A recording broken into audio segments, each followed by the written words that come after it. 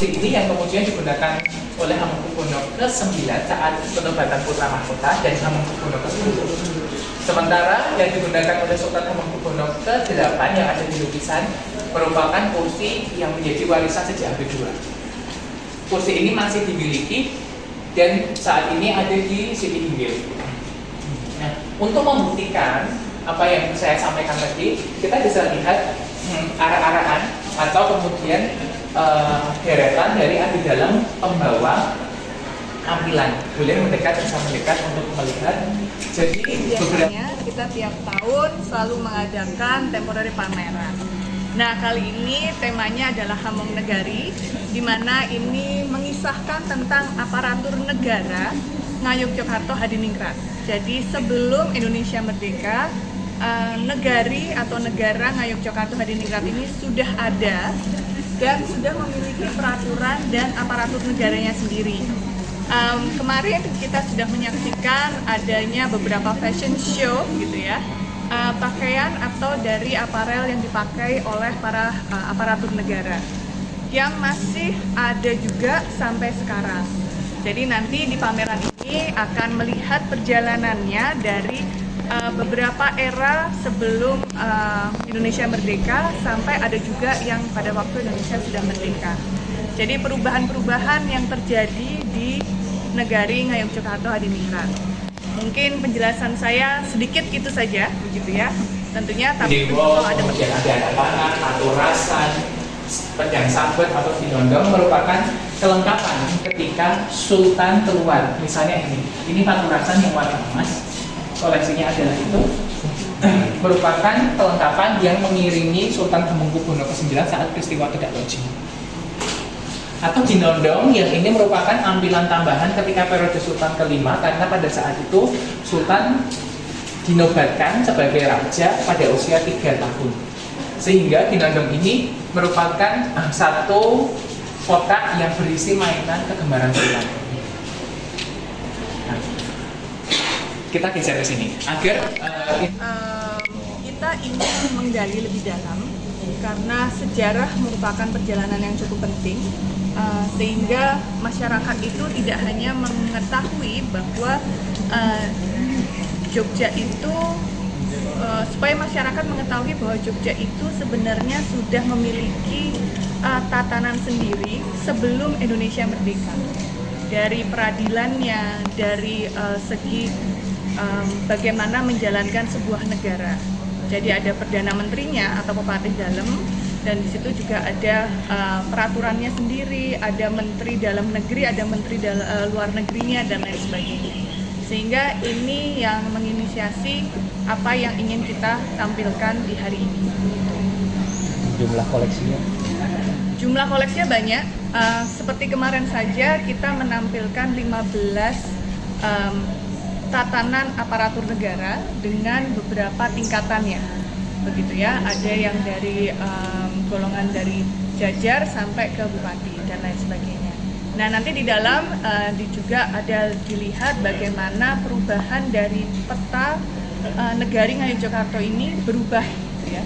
Dari dulu sebutannya kabupaten apa menjadi apa dan lain sebagainya, sampai sekarang kita punya 4 kabupaten dan 1 kota.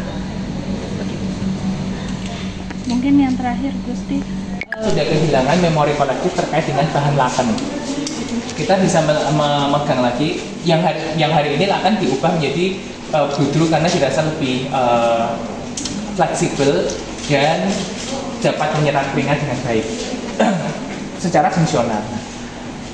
Atribut-atribut seperti ini yang memorinya kita sudah kehilangan, hari ini kita coba memberikan kesempatan para pengunjung untuk paling tidak merasakan, oh ini yang namanya budir, ini yang kemudian namanya laken, atau tenun seperti ini yang hari ini mungkin sudah jarang dijumpai.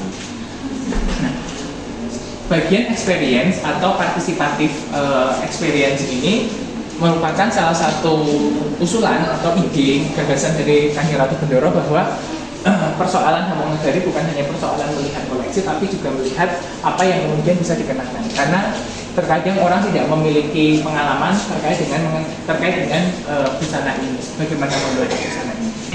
Satu informasi sebelum kita berpindah ke ruangan berikutnya, Di sini ada satu kesatuan. Kalau kemarin sempat kunjungan ke pembukaan, ada satu kesatuan yang dia hanya bertugas membawa ampilan atau membawa pusaka ketika sultan itu keluar. Kesatuan ini yang kemudian hari ini kita tidak pernah temui atribut busananya. Dari semua ini kita bisa melihat bahwa oh ini adalah songkok dari para prajurit atau pulau. Sementara topik ini merupakan setelah hasil research yang kami lakukan, topik ini kita ketahui namanya adalah cilo-cilo yang memang khusus digunakan oleh abdi dalam laki-laki ketika mereka bertugas untuk membawa tombak, pedang ataupun perlengkapan perang lainnya dalam tanda kutip yang mengiringi perjalanan sultan dalam setiap diplomasinya, entah itu peristiwa Danoji, entah itu kenaikan takhta Wilhelmina, entah itu peristiwa Garebeg Ageng. Dari sini kita bisa Yogyakarta. Tentunya mereka ini memiliki ketugasannya masing-masing. Tetapi sama seperti saya juga abdi mumpun Nusa Dalem, di mana kami semua bertugas untuk melestarikan budaya dan sejarah. Itu nomor satunya adalah itu.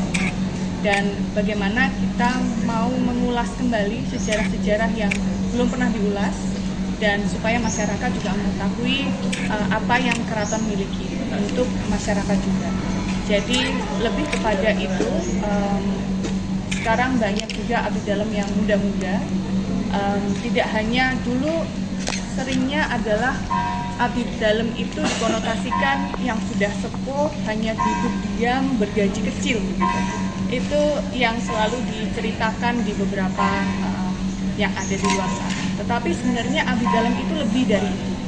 Banyak sekali generasi-generasi muda yang dengan background akademisinya luar biasa, yang mereka memang mengabdi di keraton, bukan hanya untuk keraton sendiri, tapi untuk kebaikan dan juga memang untuk bermanfaat bagi masyarakat luas.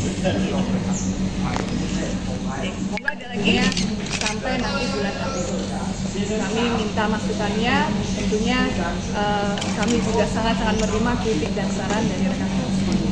Selamat menikmati pameran temporer Hamong Nagari. Monggo. Oh iya, dipandu oleh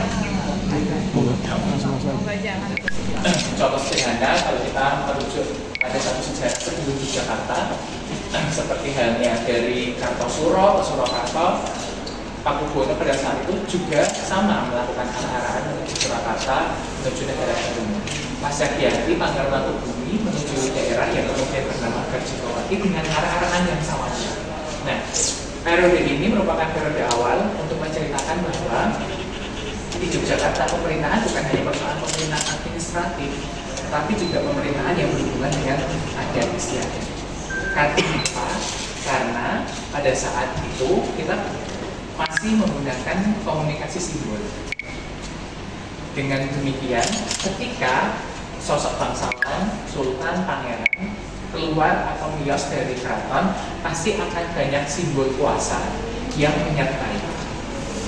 Inilah yang kemudian direpresentasikan dari nama panjang sultan, Senopati Ing Halogo. Sehingga ketika beliau keluar atau miyos dalam peristiwa besar upacara adat Grebeg, Tedak Loji, pasti beliau akan diikuti dengan berbagai simbol yang merepresentasikan diri.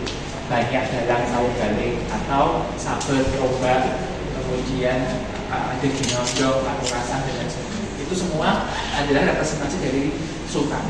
Secara itu untuk mengejawantakan dalam bentuk fisik nama dan gelar beliau. Nah, di sini simbolisasi dari Hamong Nagari bukan hanya persoalan tadi pemerintahan saja, tapi juga struktur dalam pemerintahan tersebut.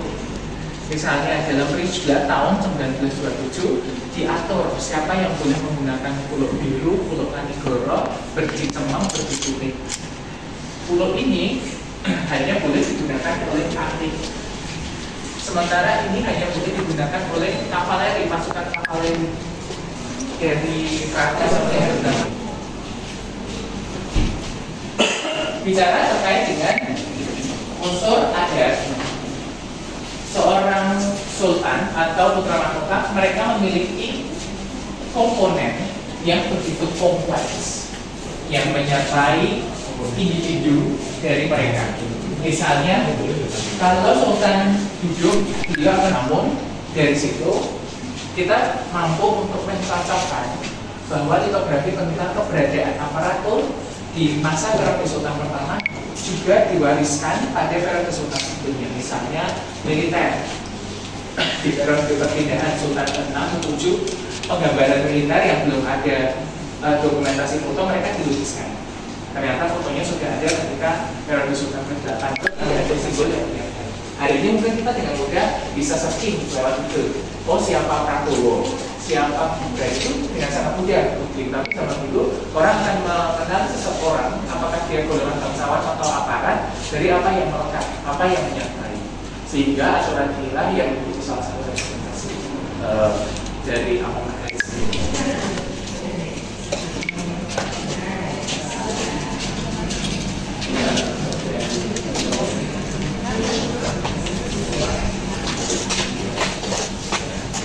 Kenaikan kata dari Sultan Hamengkubuwono yang disebut tahun ini senada dan seirama dengan agenda simposium.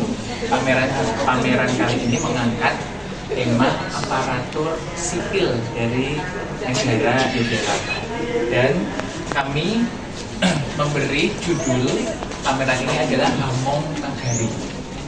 Hamong sendiri merupakan satu terminologi yang dipinjam atau yang kami lacak, kami peroleh dari bahasa Sanskerta atau bahasa Jawa Kuna yang kita bisa lacak melalui kamus online, yang berarti menjalankan, memelihara atau menjaga.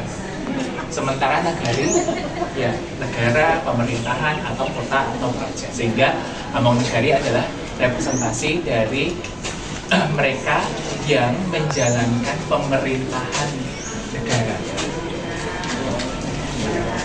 Informasi atau terminologi ini juga bisa ditemukan dalam beberapa sumber seperti Among Projo, kemudian Niti Projo, yang semua berhubungan dengan bagaimana kesatuan dalam negara kerajaan itu dibentuk.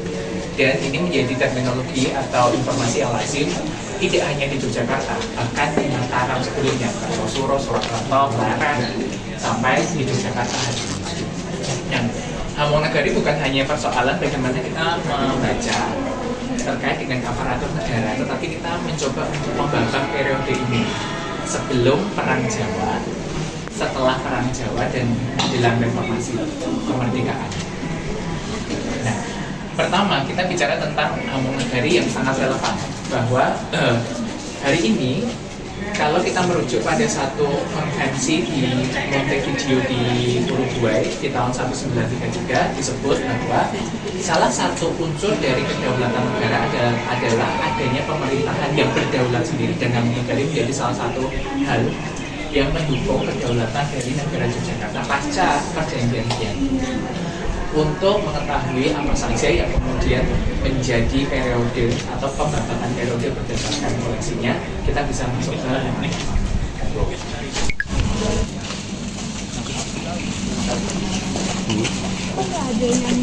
selamat datang teman-teman. Petugasan khusus Keraton.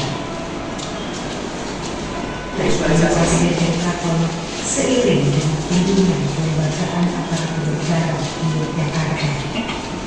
Seperti halnya kabinet, Sultan melembagakan aparatur seiring dengan kebutuhan dan pengelolaan pemerintahan. Beberapa aparatur seperti Tanda Pasar, Majikan, Singselu, Gadulija merupakan kesatuan aparatur dan mengelola dana pajak seluruh wilayah, masyarakat, dan pengakuan negara lain. Warisan dari kompleksitas aparatur